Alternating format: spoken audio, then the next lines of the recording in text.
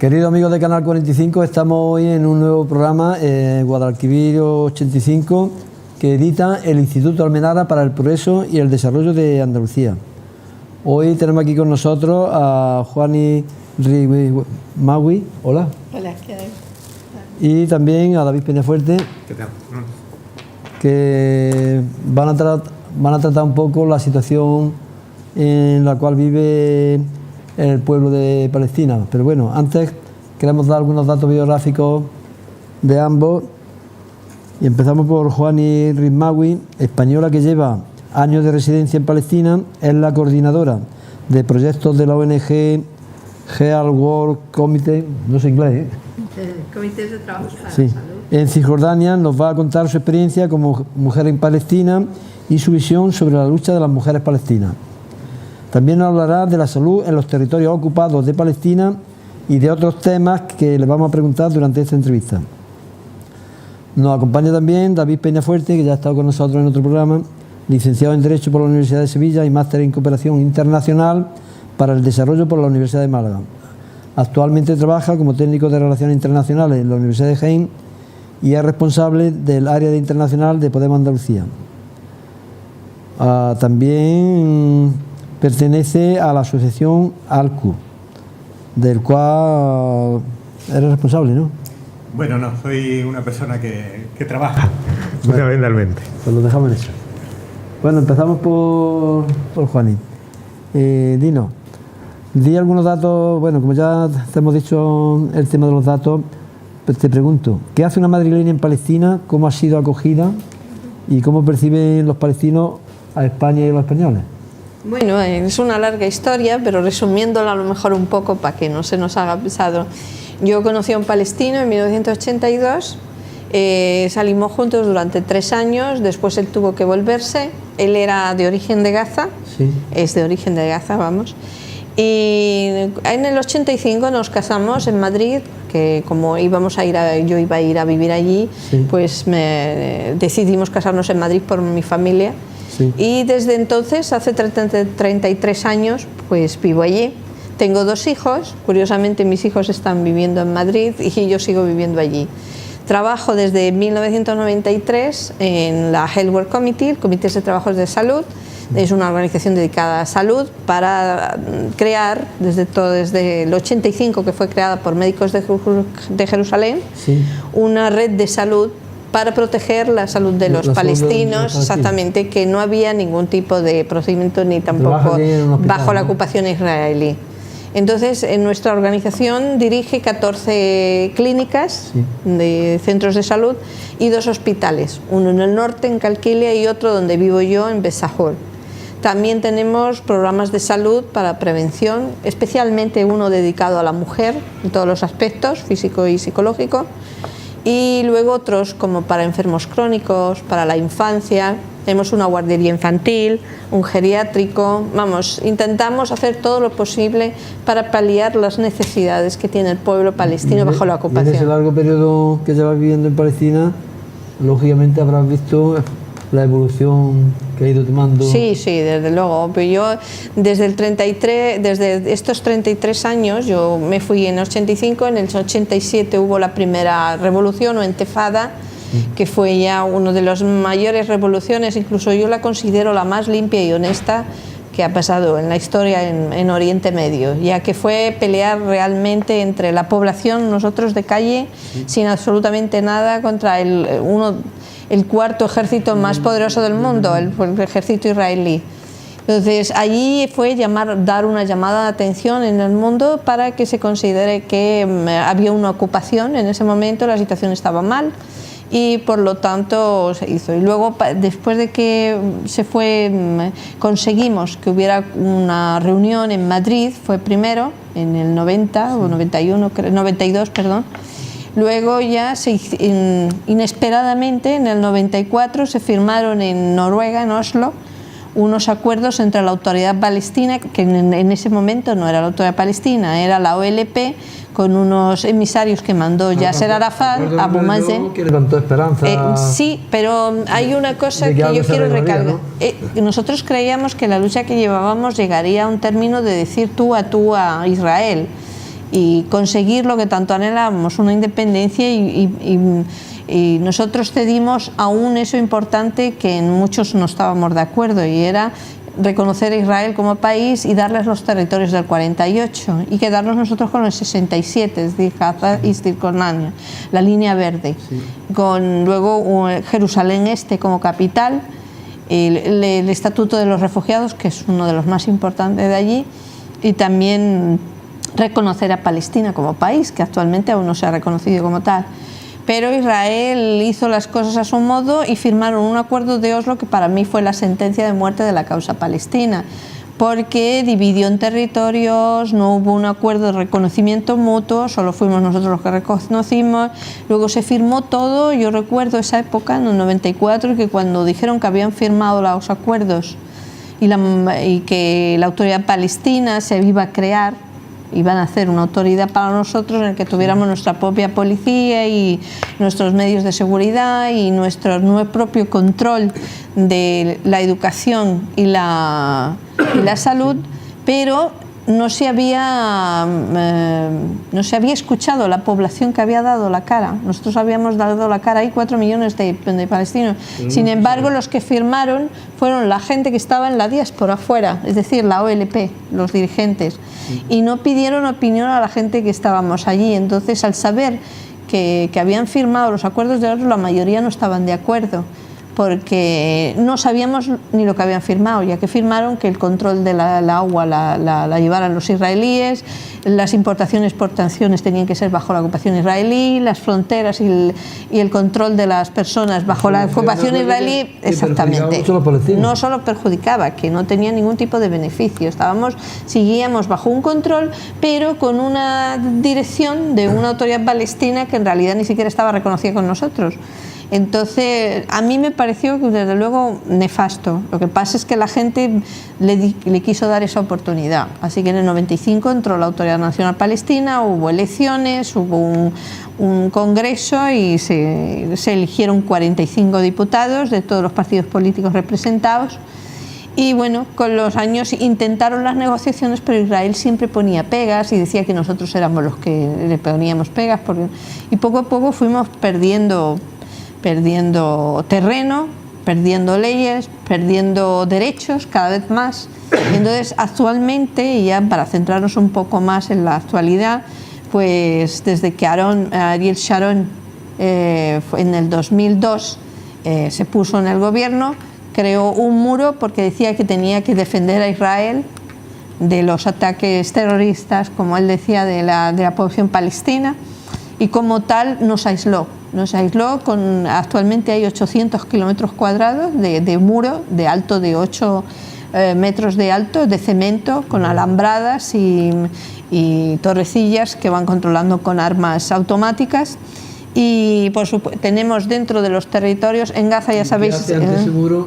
¿Qué hace la comunidad internacional? Porque cuando ha sido muro de Berlín, a nivel de Europa, del mundo entero, criticaba muchísimo el muro que separaba de los países satélites de la Unión Soviética. Pero ahora, ¿qué pasa con Israel?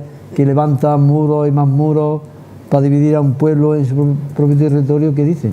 Nosotros pusimos una denuncia en el Tribunal de La Haya, porque no estamos dentro de la Convención de Ginebra, pero Israel nunca ha firmado la Convención de Ginebra. Él no está dentro de las leyes internacionales, no considera como tal. Por lo tanto, aunque legalmente fue declarado ilegal, porque además estaba dentro de los territorios palestinos, si dijeras pon el muro pero ponlo en tu tierra, claro, ¿entiendes? Protégete que lo que quieras, pero no quitando. Exactamente, lo puso dentro e interiormente y dividiendo entre las mismas pueblos y ciudades árabes. Por lo tanto, estamos todos aislados unos de otros y controlados por más de 275 checkpoints, controles israelíes militares, en el que ellos controlan las personas cómo entran y salen, y si alguno necesita ir a un hospital, tiene muchas dificultades. A veces, en los últimos 5 años han muerto más de 40 personas en esos controles israelíes porque no les han dejado pasar. Pues no tener un acceso fluido. Exactamente, es muy difícil. El que ha estado allí lo ha visto y se ha dado cuenta de la situación que realmente es. Por lo tanto, la situación ahora es muy grave, ya que tampoco la autoridad palestina no mueve absolutamente nada para que haya nuevas negociaciones. La gente se siente abandonada, se siente sola, ve que la comunidad internacional no mueve ficha. Hay 2 millones en Gaza de personas que están muriendo lentamente, ya que eso sí que se la considera una de las mayores cárceles al aire libre del mundo, entre 350 kilómetros, donde están controlados por tierra, mar y aire, y donde son bombardeados cada 2 o 3 años para, digamos, hacer una especie de prisión en el que el pueblo pues diga ya basta, quitamos el gobierno que tenemos y nos dejamos controlar por vosotros. Y entonces en Gaza no hay agua potable, no hay la electricidad solo 4 horas al día, no entran alimentos suficientes, hay tasa de mortalidad y cáncer de 20 personas al mes por no recibir tratamiento médico, ya que no las dejan salir de allí. Los niños, el 75% están enfermos psicológicamente porque es una locura. La presión militar de todos los días, aviones, bombas, vamos, que la situación de Gaza es realmente dramática, y yo pienso que en un siglo XXI en el que nos llamamos modernos y la tecnología nos supera, dejamos que millones y millones de personas mueran en esa situación. Es realmente vergonzoso. Entonces, la situación de Gaza es muy especial. Y nosotros, pues, aunque menos, también lo mismo, ya que tenemos las autoridades militares israelíes totalmente sometiendo a cerca de 3 millones de personas en guetos, en un apartheid. Y bueno, la vida es muy complicada, muy difícil allí. Seguiremos hablando de esto. David, tú eres socio de la asociación Al-Quds de solidaridad con los pueblos del mundo árabe. Di a nuestros telespectadores de Canal 45 que es Al-Quds, ¿a qué se dedica esta asociación? Bueno, Al-Quds, que es el nombre en árabe de Jerusalén, nosotros adoptamos ese nombre simbólicamente porque uno de los núcleos principales de trabajo de la asociación es la solidaridad con el pueblo palestino. Al-Quds es una ONG andaluza que tiene su sede principal en Málaga, pero que desde hace ya aproximadamente un año también hay un grupo de voluntarios en Jaén, y es una organización que realiza todo tipo de actividades que tienen como objetivo el fomento de relaciones de amistad, de cooperación, de solidaridad con los pueblos árabes y no árabes, de los países o de las zonas geográficas que entendemos que forman parte de lo conocido como mundo árabe. Sí. Por ejemplo, hace poco estuvimos aquí hablando también de la situación del Rif en Marruecos, que es un pueblo que no es pueblo árabe, pero habita Marruecos, que es un país que está considerado como mundo árabe. Entonces, hablamos de los saharauis. También de los saharauis, que son bereberes, pero pues forman parte de esa zona geográfica que es el mundo árabe, ¿no? Sí. El Mediterráneo, Oriente Medio, y entonces Al-Quds organiza todo tipo de actividades, conferencias, charlas, también proyectos de cooperación para el desarrollo, y hay una línea de trabajo desde hace mucho tiempo con la organización en la que trabaja Juani. Y bueno, nosotros entendemos que es importante en los tiempos que vivimos, ¿no?, hacer este tipo de trabajo que nos acerque, que nos haga conocer mejor cuál es la situación social, política, la cultura de estos pueblos del mundo árabe, por la oleada de xenofobia que ha llegado también, que desde hace tiempo ha llegado a Europa y también a España. Y también a España. Los yihadistas ha sido también pretexto para fomentar más esa oleada de animadversión al mundo árabe, ¿no? Claro, es una oleada de xenofobia con un fuerte componente de islamofobia o de arabofobia, ¿no?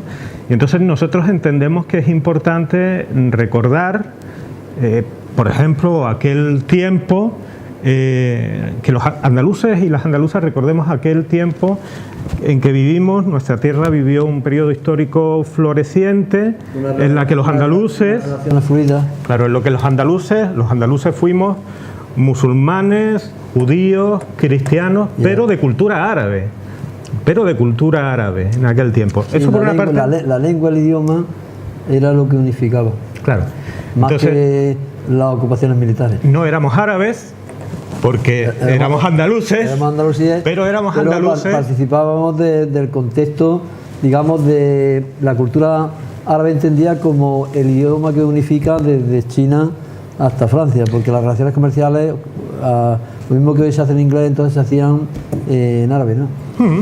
Entonces, éramos andaluces que habíamos asumido la cultura árabe y no nos fue tan mal en aquel tiempo. De hecho, tenemos un buen recuerdo, ¿no?, de aquellos tiempos en que los andaluces fuimos árabes. Eso por una parte, ¿no?, hay que tenerlo en cuenta. Y también el trabajo de organizaciones como Al-Quds, yo creo que es importante para poner en valor elementos. Hay que reseñar que los andaluces fuimos andalusíes, participamos en la cultura, en el idioma, en un intercambio con todo el mundo árabe, pero no fuimos árabes. Sí, por eso lo he matizado.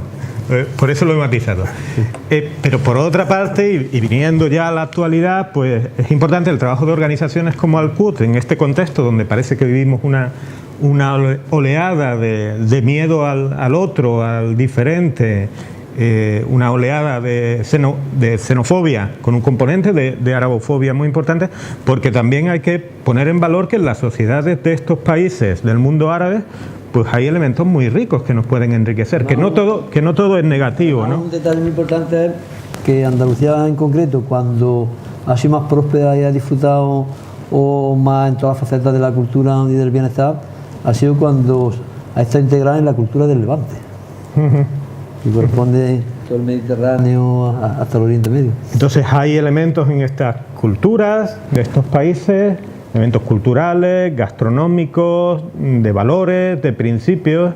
También hay brotes esperanzadores. Es verdad que la situación no es muy alentadora en general, pero hay brotes esperanzadores de democracia. O sea que son elementos de los cuales podemos aprender nosotros también. Y por eso es importante que existan organizaciones como Al-Quds.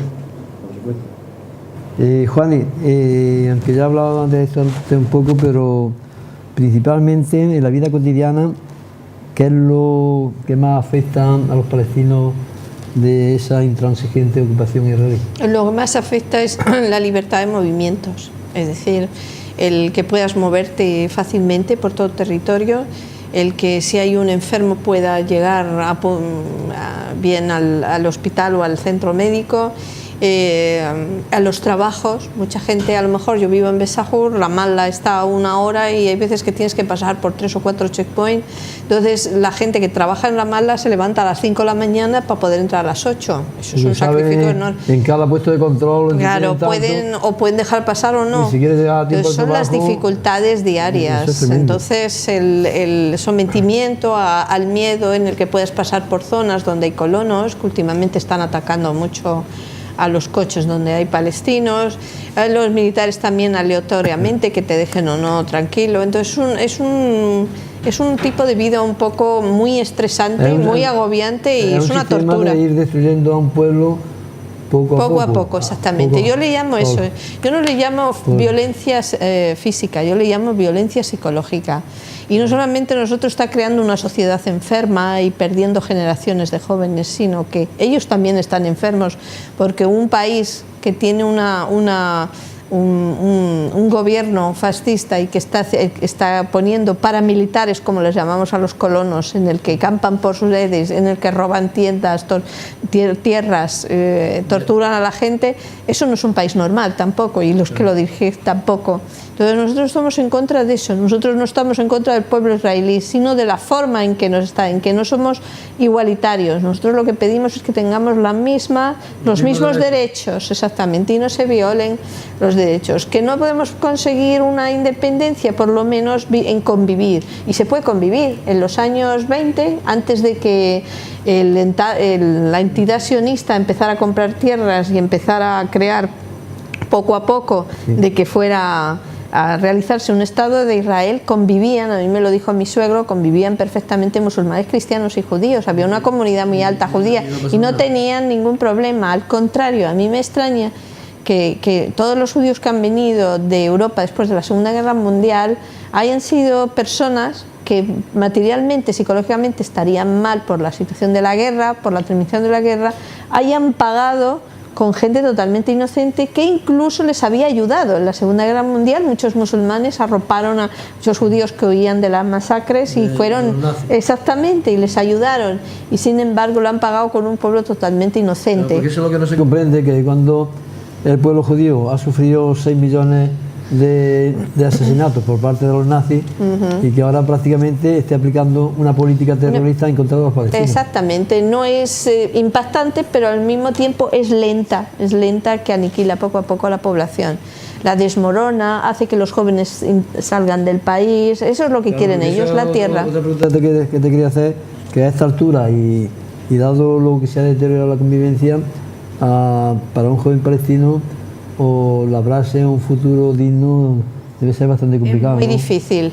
Es muy difícil porque el paro es muy elevado. En Gaza es un 65%, en Cisjordania es más del 30%.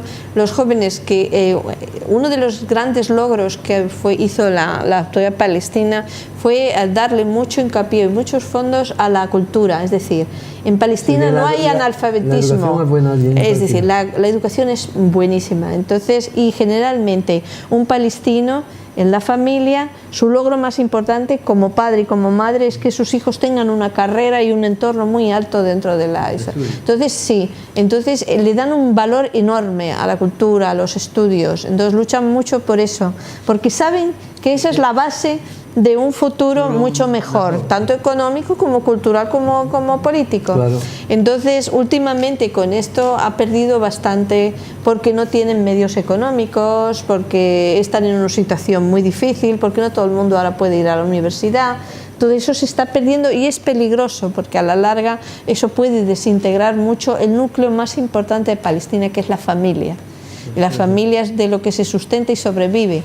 Entonces hay un temor en que al verse desmembrada, gente viajando fuera, gente saliendo del país. El palestino con estudio, vista la situación que tiene allí, si puede ir a trabajar al extranjero, se va, yo, mi hijo, yo lo reconozco, mis hijos no están viviendo allí, están viviendo aquí, en España, están en Madrid.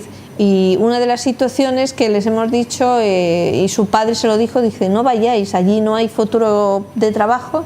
Sin embargo, vosotros tenéis la posibilidad, porque tenéis nacionalidad española, pues tenéis un pasaporte europeo que podéis moveros, os podéis salir, podéis hacer lo que queráis con vuestra vida, y sin embargo allí estaríais atado en algo que no habría futuro. Y por lo tanto, mi marido pues considera que sus hijos están mejor aquí que allí. A mí me da mucha pena porque eso separa a las familias y a la larga se paga un duro precio, y lo digo por experiencia. De cara al futuro de Palestina, pues exactamente, las pierden personas más preparadas las pierden. Están perdiendo mucho, sí, es verdad. David, ¿cómo se organiza el Guggenheim y qué actividades estáis promoviendo? Bueno, nosotros llevamos poco tiempo trabajando, somos un grupo de voluntarios, de voluntarias, que está bastante comprometida. El banderín de enganche ha sido la causa palestina, pero en general, como decía, el objetivo de la organización es poner en marcha cualquier tipo de actividades que nos acerque la realidad social, cultural de los pueblos del mundo árabe. Entonces, en ese sentido, no hemos parado de hacer cosas en estos últimos meses, ¿no? Me interesa promover el estudio de la lengua árabe, porque a mí es curioso que aquí se promociona hasta el chino, sí, cuando está el árabe más cercano a nosotros, sí, y no se promociona. Sí. De hecho, esta misma conversación la tuve hace poco con una amiga de la Universidad de Jaén. Para un andaluz debería ser incluso el árabe prioritario al inglés. Sí, pues no hay ningún sitio en Jaén donde uno pueda... Es fácil estudiar. Ahora mismo hay, por ejemplo, enseñanzas de chino en la Universidad de Jaén, pero no hay nada de árabe, ¿no? Cuando ha sido parte, es una lengua que ha formado parte de nuestra cultura y después forma parte actualmente de nuestro, y después en la geoestrategia pues también, y por el lugar que ocupa España, pues sería interesante aprender árabe, ¿no? Entonces nosotros no hemos parado en el grupo de Jaén, de Al-Quds, de organizar actividades. Y para los próximos meses pues ya tenemos un plan de actividades previsto, aparte de esta charla y del lujo de contar con Juani, que vamos a estar esta tarde en Jaén hablando de la experiencia como mujer de Juani en Palestina y de la lucha de las mujeres palestinas. Pero el 22 de febrero pues tendremos en Jaén a los compañeros del RIF, que han estado detrás de las movilizaciones del RIF. El 30 de marzo queremos celebrar el Día de la Tierra Palestina. Tenemos en mente también organizar un ciclo de cine sobre Palestina y, en la medida de lo posible, pues dirigido por realizadores palestinos y por mujeres palestinas. Y después estamos colaborando desde hace unos meses promoviendo un proyecto en la Universidad de Jaén, un proyecto que se llama Palestínate y cuyo objetivo es intentar que en la Universidad de Jaén haya un núcleo de estudiantes, de profesores que sean solidarios con la causa palestina. Y fruto de mi experiencia personal, porque yo me he comprometido con este tema, sobre todo a partir de un viaje que realicé a Palestina en diciembre de 2017, pues nos gustaría también organizar que un grupo de jienenses pudiera viajar próximamente a Cisjordania, porque las cosas hay que verlas. Conocer in situ para saber la situación real. Sí, aquello hay que verlo, Suenan campanas. Sabemos que Israel no se está comportando precisamente bien, ¿no? Pero el sufrimiento cotidiano del pueblo palestino, hay que ir allí, hay que hablar con la gente. Y verlo en sitio. Hay que verlo, sí. Juani, durante estos 2 días, como también ya ha comentado David, va a participar en un encuentro con mujeres esta tarde en la capital y mañana por la mañana estará en la Universidad de Jaén hablando sobre la salud de los territorios ocupados. Esta tarde, como ya ha comentado David, va a hablar de tu experiencia como mujer en Palestina y de la lucha de las mujeres palestinas. ¿Cuál es esa experiencia, Juani Rismawi, como mujer? ¿Existe mucha desigualdad en la sociedad palestina entre hombres y mujeres? ¿Qué rol juegan las mujeres palestinas, en definitiva, en la lucha contra la ocupación del Estado de Israel? Son preguntas que necesitan horas para responder, pero vamos, en resumen, mi experiencia, yo creo que mi experiencia es desde el primer día que conocí al que sería mi marido hasta ahora. Yo me considero una persona que era, cuando me fui a Palestina era muy inocente, estaba muy encerrada en una familia y en una sociedad, la española, que todavía no había salido al exterior, ya sabéis, por la cuestión política.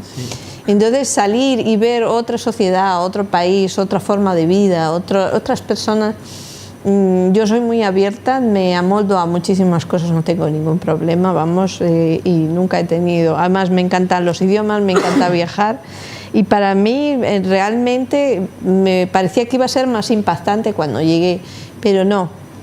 Hay que considerar 2 cosas importantes de la población palestina, es que son muy hospitalarios, muy generosos y te admiten con el corazón, sea como sea. Entonces, hombre, es que nosotros el andaluz tenemos mucha herencia árabe, entonces nuestra cultura, yo soy de origen extremeño, mis padres eran extremeños, entonces tenemos esa manera de ser muy parecida, no había muchas cosas diferentes. Lo que sí era impactante cuando yo llegué en el 85 es la diferencia entre cómo vivían los israelíes en Tel Aviv y luego llegas a Gaza y la pobreza y la diferencia de eso. Pero hay una diferencia enorme también entre ellos dos, pues estas dos poblaciones. Los palestinos son tremendamente alegres, les gastan bromas y chistes a cualquier cosa, jamás se rinden ante eso, te brindan una sonrisa aunque se estén muriendo en ese momento. Sin embargo, los israelíes son incapaces de sonreír. Realmente, cuando te lo dicen todo, te lo dicen con una seriedad increíble y con una... No solamente conciencia, son caracteres, son personas que están ahí adentadas y educadas por y para defenderse a sí mismo. Yo creo que la vida es muy corta y no tenemos que defendernos de nada. Cada uno tiene su puesto y su vida en cualquier lugar del mundo. La globalización es esa. Por lo tanto, no debíamos de ser así. Entonces, yo me integré muy fácilmente, no tuve ningún problema. A mí me recibieron con los brazos abiertos, intenté por todos los medios entenderme con ellos con el árabe, aprenderlo enseguida, me hice montones de amistad y ya cuando empecé a trabajar con la organización esto se incrementó. Porque yo ya había pasado por 2 intifadas, dos revoluciones que hubo, primero la del 87 y luego la del 2002, y luego también yo pasé, porque creo que fui la única española que se quedó cuando la guerra del Golfo, cuando hubo un enfrentamiento en Irak y Israel, Estuvimos 45 días en estado de sitio, no podíamos salir de casa, fue una experiencia muy dura, pero al mismo tiempo fue una experiencia de unión familiar tremenda. Entonces, fue duro desde luego, pero para mí fue un aprendizaje de lo que es sobrevivir y de lo que es tener a tu alcance, conformarte con lo que tienes y no aspirar a más, nada más que a intentar ser feliz con lo poco que tienes y por lo menos con un respeto, día a día y con un respeto enorme hacia los palestinos, porque llevaban ya muchísimos años en ocupación y han soportado miles y miles de situaciones que aquí en España cualquier persona no podría ni a la vida.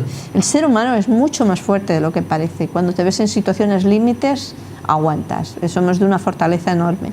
Pero allí otro dato importante es que me han enseñado mucho las mujeres palestinas.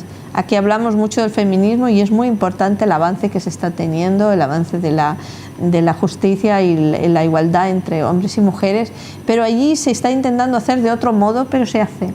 Las mujeres palestinas son tremendamente fuertes, están acostumbrados, están luchando contra la ocupación, están luchando para salir del patriarcado, de las leyes injustas también que a ellas las tienen sometidas, pero a su modo van consiguiendo leyes mejores, tienen comités de mujeres que se protegen entre unas y otras, nuestras organizaciones las ayudan en todo lo posible para que eso, e incluso llevamos 2 años ya que hemos integrado en nuestro programa de mujeres lo de violencia de género, para que ellas también tengan un medio de poder solventar problemas personales que ellas eran incapaces tampoco de detectar por la situación.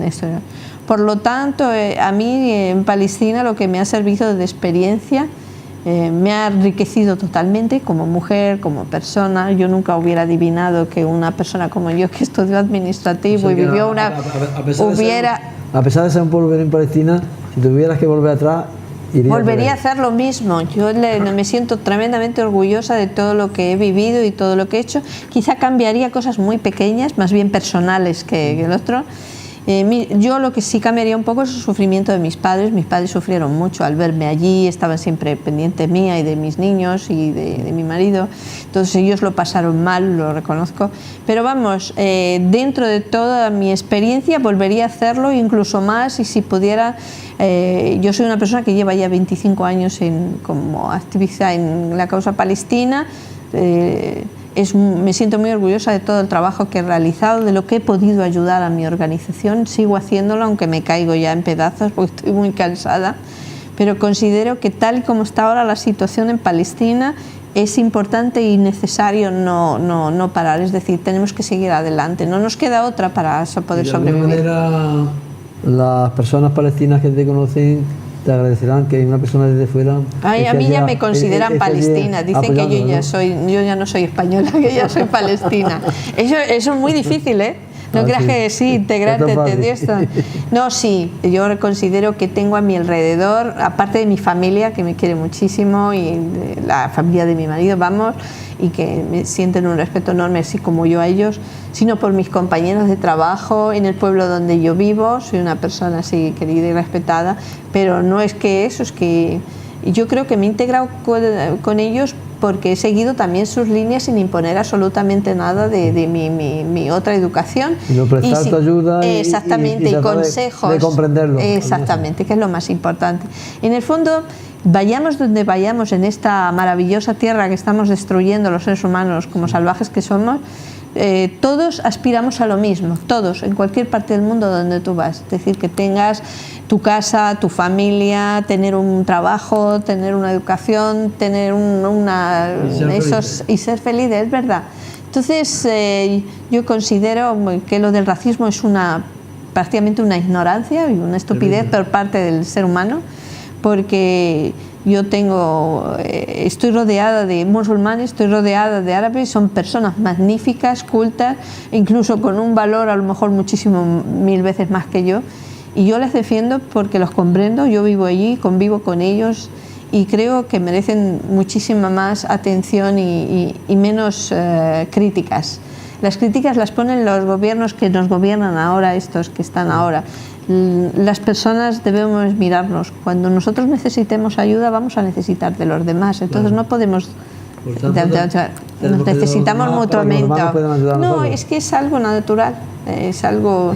Cuando tienes un vecino que se le está cambiando la casa, vas a ayudarle, no le miras de dónde es ni de qué religión es, miras el ser humano y eso es lo más importante. Por supuesto. Bon, David, tú estuviste no hace mucho, en diciembre de 2017, en Palestina. ¿Qué nos puedes decir? ¿Qué impresión te trajiste de ese viaje? Bueno, para mí, como con otros viajes que he hecho a lo largo de mi carrera profesional, pues ha sido una experiencia clave, ¿no? Uno no termina es importante viajar, uno no termina de aprender nunca cuando tiene los ojos abiertos y viaja con esa actitud, pero además viajar a Palestina pues es una experiencia que supone un gran aprendizaje vital, y además en este caso, aparte de que en ese viaje conocí a Juan, y conocer personas así te reafirma en la obligatoriedad de, si la gente que está tan a pie de obra no se cansa, uno no se puede, que de una vida más fácil no se puede cansar. Pero además es que en este viaje coincidió que fue 2 días después, creo recordar, de la declaración unilateral por parte de Trump del traslado futuro de la embajada a Jerusalén, con lo cual cuando yo llegué a Hebrón, pues encontré que toda Cisjordania estaba en pie de guerra y participé en una manifestación en Hebrón. Después, cuando llegamos a Belén, había también manifestación, y el último día en Jerusalén también nos encontramos con una manifestación. Entonces, bueno, yo pude ver a 4 metros escasos de distancia en qué consiste la violencia de las fuerzas de ocupación, ¿no? Pero lo más impresionante, porque a 4 metros de distancia vi como un soldado israelí ponía rodilla a tierra y disparaba con munición real, es verdad que hacia arriba, pero disparaba contra los manifestantes. Sí. Y bueno, sí. Y claro, pero es más impactante incluso porque esto es la violencia que se da en una situación, que una manifestación. No puede prever que en una zona así, con los precedentes que hay, haya violencia. Pero después, las entrevistas que tuvimos, uno comprueba que la violencia es una violencia cotidiana, que está a la vuelta de la esquina, puede estar en cualquier sitio, no hace falta que haya una manifestación convocada. Después, por otra parte, pues también impresionante comprobar la cantidad de gente que ha pasado por la cárcel. Prácticamente todas las familias o tienen o han tenido algún miembro, y la cantidad... 150.000 personas sí, han pasado por la cárcel. Lo arbitrario del Israel, cuando hay gente aquí que defiende a Israel porque parece que son una democracia homologable a las nuestras, ¿no? Es para nada, ¿no? El sistema judicial y penal israelí es totalmente arbitrario. Hay una gran cantidad de menores encarcelados, hay detenciones administrativas, te pueden tener en la cárcel durante un tiempo indeterminado hasta 20 años de tiempo, sin que haya proceso, sin que haya juicio ni nada. Bueno, pues todas estas cosas fueron impactantes, y después están las dificultad para vivir. Es como un pueblo, después de 70 años de la Nakba, ¿no?, el desastre, ¿cómo puede mantenerse 70 años con tales dificultades para vivir en lo cotidiano, ¿no? Por ejemplo, con lo que comentaba antes Juani, de las dificultades del desplazamiento, dificultades para moverse, porque el territorio está lleno de muros, lleno de obstáculos. No se puede viajar de un sitio, no se puede visitar a la familia con normalidad, depende de la arbitrariedad de los soldados, los militares que estén ese día en el checkpoint. Hay una cantidad de situaciones administrativas diferentes, carnets diferentes que te permiten ir a un sitio, ir a otro, o sea, cosas que son parte de la vida cotidiana que se convierten en una dificultad. O, por ejemplo, lo que hemos venido hablando en el tiempo que hemos estado antes de la entrevista sobre el uso del agua, ¿no? Un agricultor no puede controlar su propia agua. No puede hacer un pozo.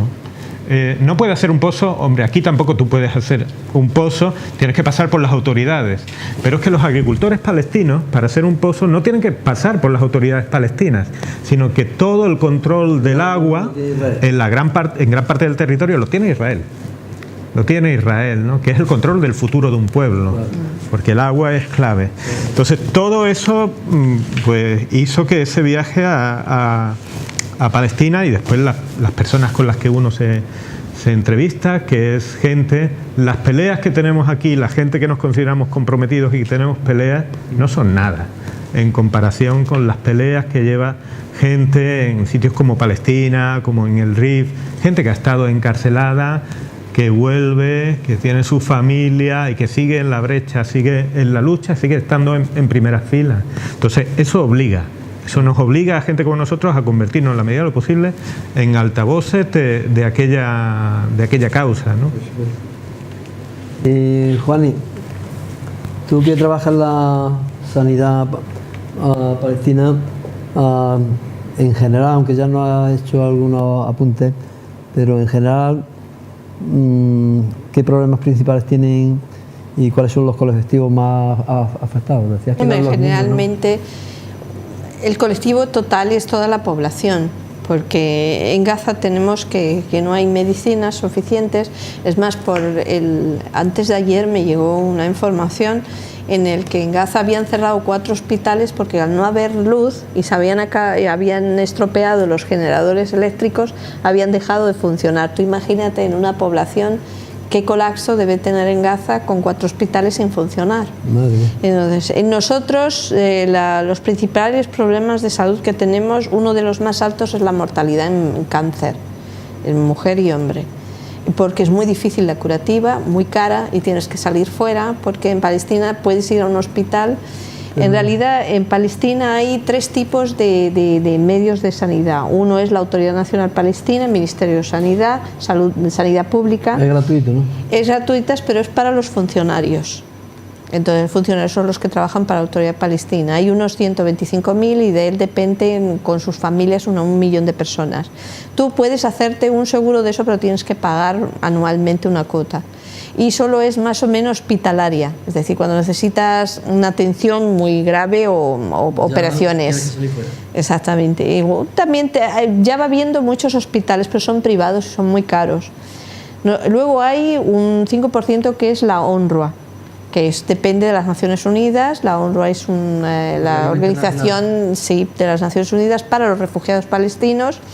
Este año han tenido que cortar porque Trump dejó de financiar la UNRWA, ha dejado de pagar, por lo tanto se han visto saturados y mucha gente que dependía de la UNRWA, que es especialmente a los refugiados, que hay cerca de 1,5 millones de refugiados en el mismo Palestina, que han sido desplazados de un lado a otro, pues han dejado de tener una ESO sanitaria. Aparte de la UNRWA, ¿hay algún sistema más de financiación de la sanidad?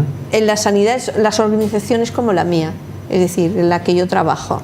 Somos organizaciones que dependemos mucho de las donaciones exteriores. Una parte de ella es mi trabajo, es decir, yo vengo a España y presento proyectos, entonces nos financian para comprar medicinas, para el programa de mujeres, para comprar equipos médicos, porque el resto, el 60%, 70%... O sea, una ONG de aquí de España, tras enterarse del proyecto que trae, se preocupa de recaudar fondos, ¿no? En España hay una obligatoriedad que ponen todas las instituciones, es decir, autonomías, ayuntamientos o gobiernos. Sí. Y es que siempre hay en medio una organización española.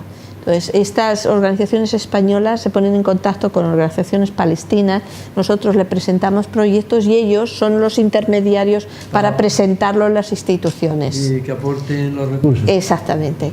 Entonces, yo llevo 25 años en este trabajo y la verdad es que España ha sido uno de los donantes más importantes dentro de nuestra organización. Luego vino la crisis en el 2008 y hemos tenido crisis, pero ahora estamos otra vez remontando un poquito porque ha mejorado un poco. poco, ya las instituciones ya van poniendo el 0,7, entonces ya mejora un poco y tiene un poquito, sí, vamos, un 10%.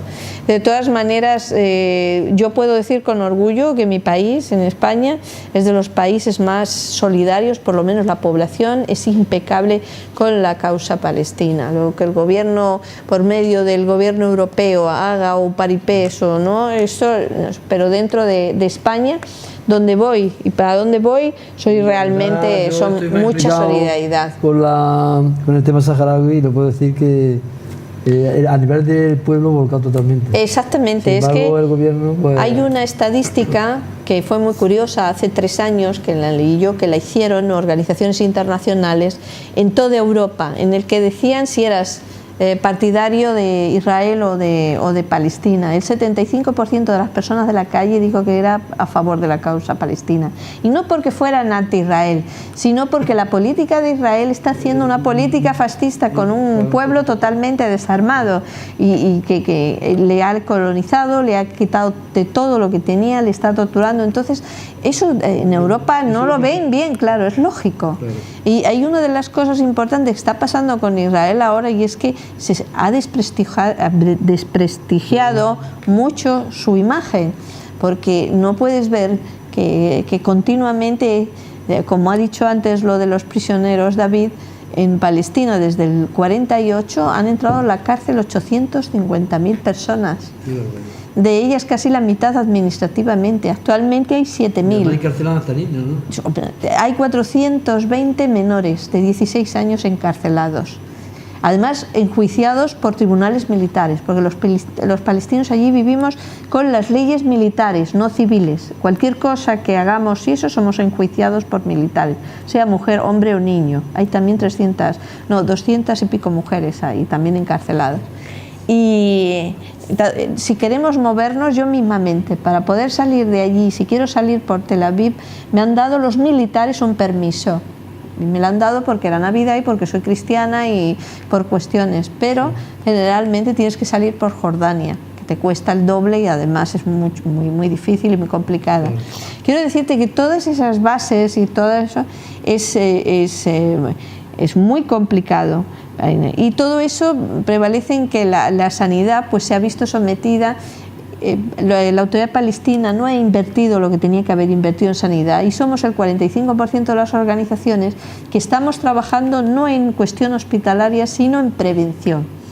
Entonces nos dedicamos a intentar conseguir fondos para la prevención de las enfermedades, es decir, campañas para concienciación, hacer en determinadas fechas controles a las mujeres o a los niños de cómo están, si detectamos una enfermedad en los colegios, en las universidades, y todo eso para que podamos detectar la enfermedad antes de que sea muy complicada y que cueste muchísimo la curativa.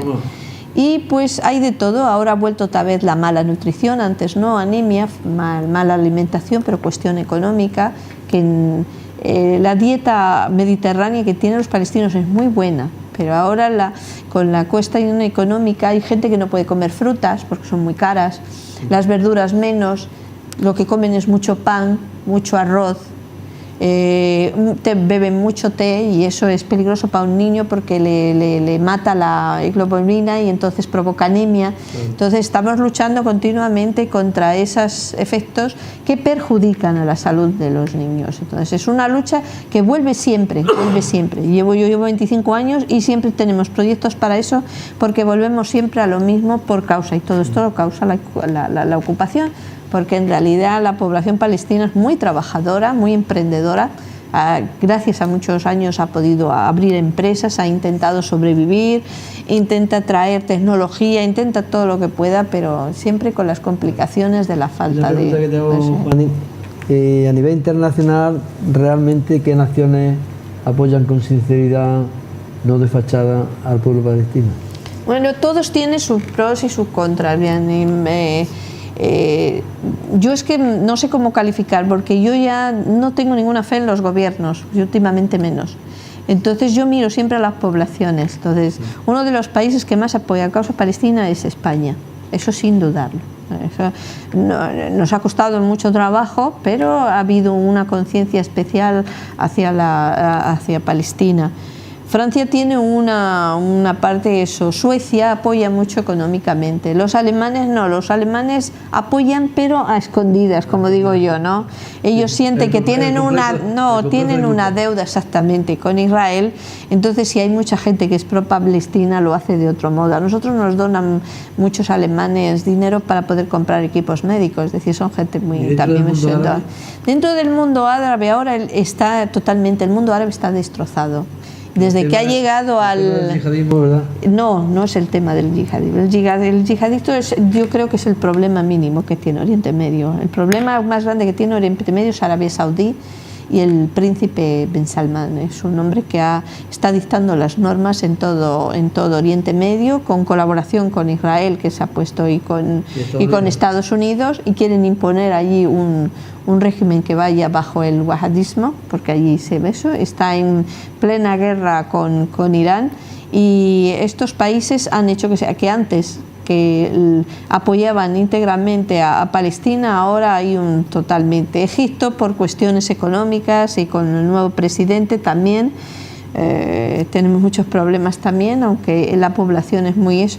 Jordania tiene millones de refugiados, tiene refugiados sirios, tiene refugiados iraquíes, tiene refugiados libios, no puede más, está saturado y tiene muchos problemas económicos e incluso de todo. Pues yo voy mucho a Jordania.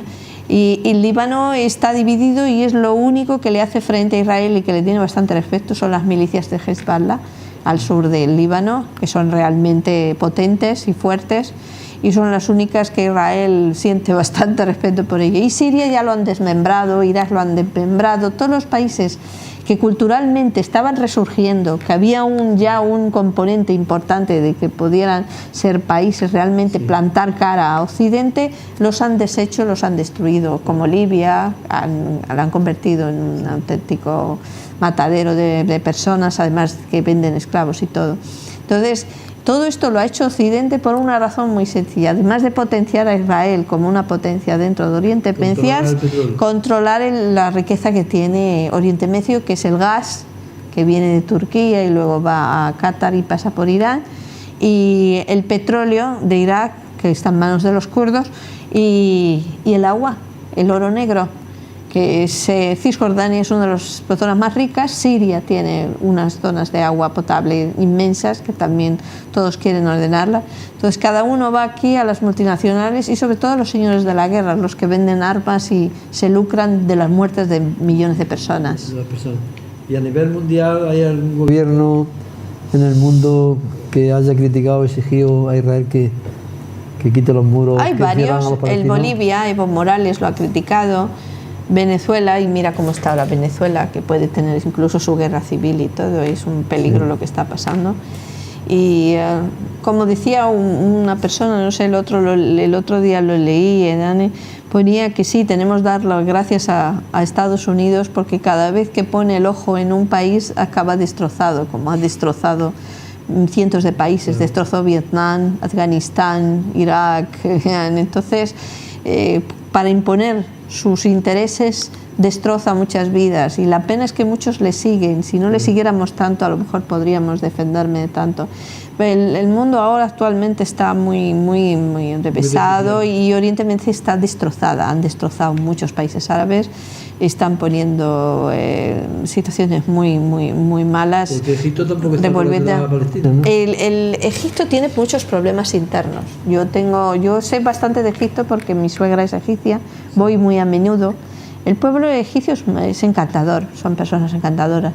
Lo que pasa es que han intentado, cuando cayó Mubarak, el presidente Mubarak, han intentado relanzar realmente una democracia, y se les ha venido. Primero fue Morsi, que fue elegido, pero como era de hermanos musulmanes, a Estados Unidos no le gustó, y entonces le dieron un golpe de Estado y apareció el señor Sisi, que es aún peor que Mubarak. Entonces el pueblo egipcio está en un momento muy delicado, pues las 3/4 partes del pueblo egipcio está empobrecido, tienen una crisis económica bestial, además de que el turismo se lo han venido abajo, y están pasando por una crisis. Y claro, cuando tú tienes un país que tiene una crisis, así, la gente no mira por el exterior, mira por sí mismo, entonces les da igual lo que les pase al resto, el principal es sálvese quien pueda, y eso es lo que quieren. Y lo más peligroso de todo Oriente Medio también es que están otra vez sobresaliendo el fundamentalismo religioso, y no solamente el islamismo, el judaísmo y el cristianismo, lo están imponiendo para volver a someter a los pueblos. Mientras tú sometes por la religión, los tienes totalmente preso. Y eso es un peligro que está ahí. Sí, es una pena. David, ¿la Universidad de Jaén tiene algún convenio de colaboración para ayudar al pueblo palestino? ¿A nivel educativo? Hay convenios entre la Universidad de Jaén y alguna universidad palestina. Sí. Y hay estudiantes palestinos en la Universidad de Jaén. También hay algún convenio con alguna universidad israelí. Alguna persona de las que trabajamos en la Universidad de Jaén somos críticos. También habría que ver qué universidad exactamente es israelí y qué parte de responsabilidad tiene esa universidad en el entramado, ¿no?, de la opresión del pueblo palestino. Esto habría que verlo.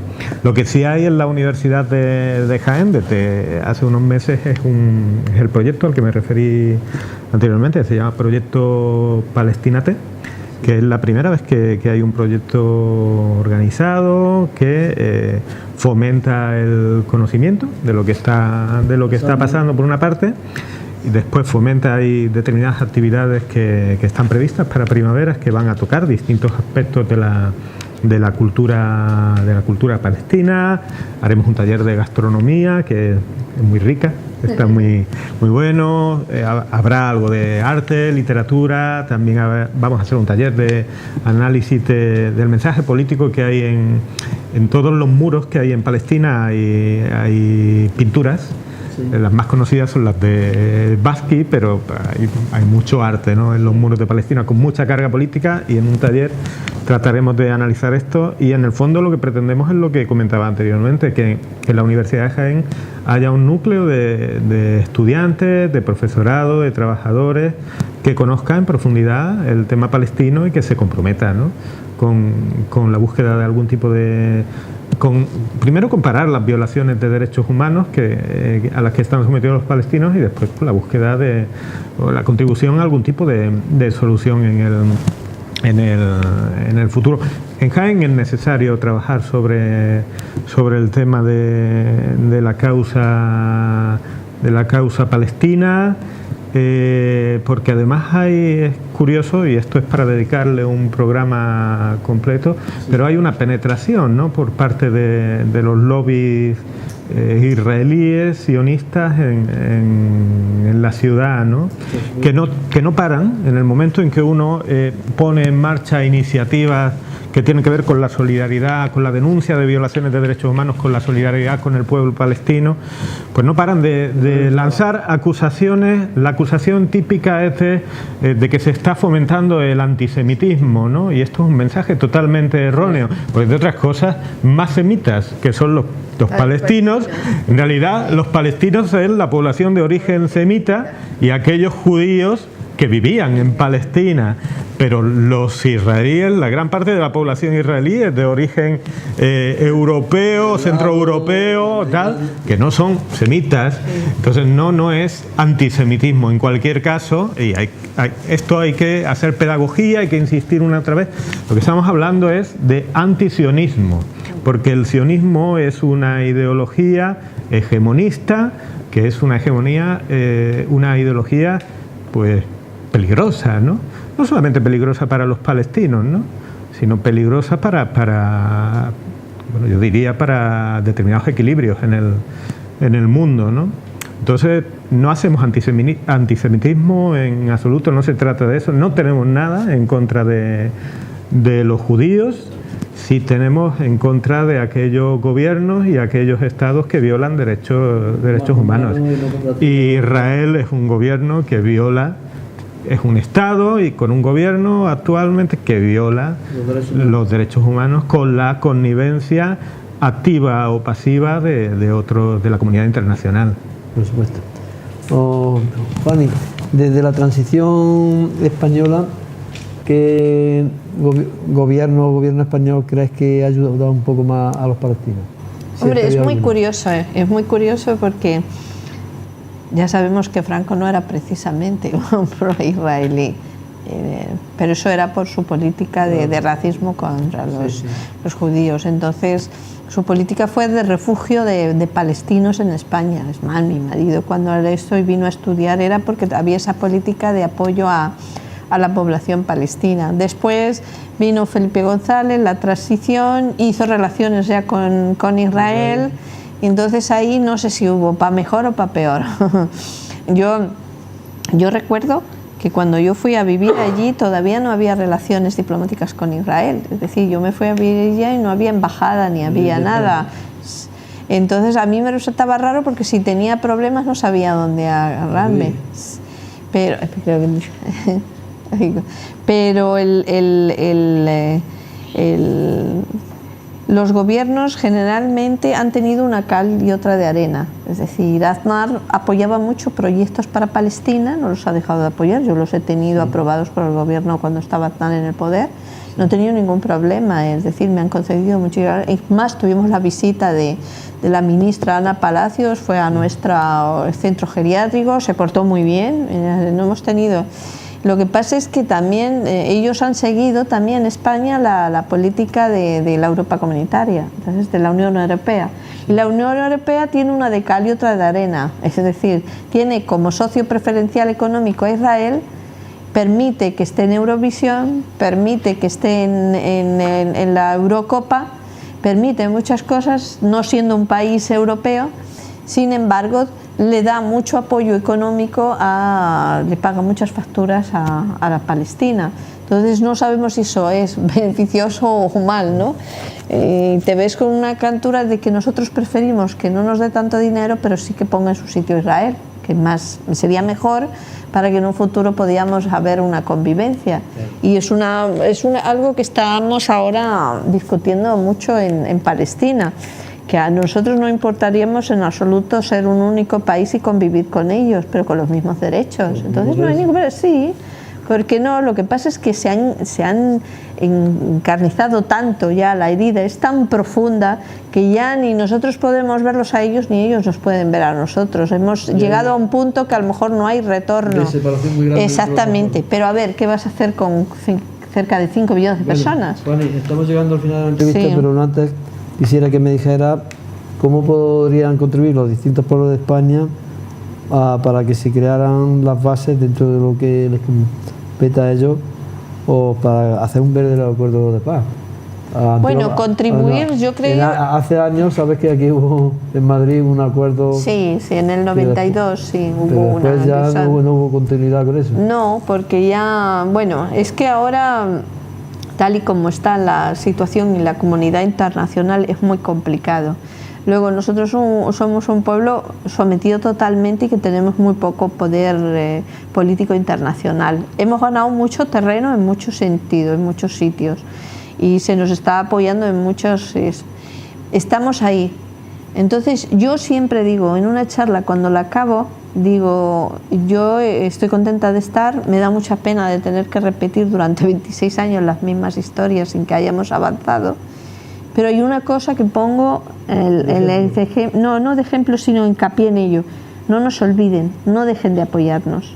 Puede que no ganemos una batalla, puede que no, pero al final a lo mejor ganamos la guerra, porque al fin y al cabo un país fascista jamás, nunca dura mucho, ellos mismos demasiado tiempo. Por eso que estén ahí, que gracias a este apoyo, esta solidaridad, así como hoy que podemos charlar del tema, o que podamos, aunque sea pequeñita, para mí es valiosísima. Entonces, que estén siempre con nosotros de la mano.